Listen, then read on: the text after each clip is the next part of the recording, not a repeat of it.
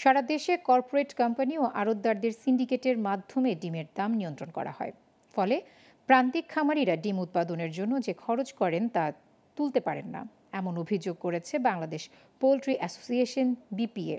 শনিবার ঢাকা রিপোর্টার্স ইউনিটিতে সংবাদ সম্মেলনে বিপিএ সভাপতি মোহাম্মদ সুমন হাওলাদার দাবি করেন, সারা দেশে হঠাৎ করে সিন্ডিকেটের মাধ্যমে অস্থির হয়ে যায় ডিমের বাজার।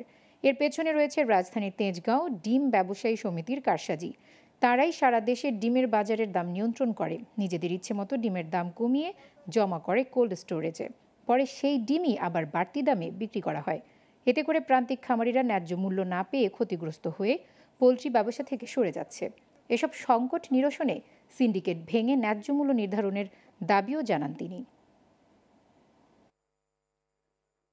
খুচরা বাজারে যারা ডিম বিক্রি করেন, যারা তেজগাঁও সমিতি বিভিন্ন ডিম ব্যবসায়ীর কাছ থেকে ডিম ক্রয় করেন, তারা যে মূল্য নির্ধারণ করে দেন ওই দামেই আবার খুচরা দোকানদারের বিক্রি করতে হয়।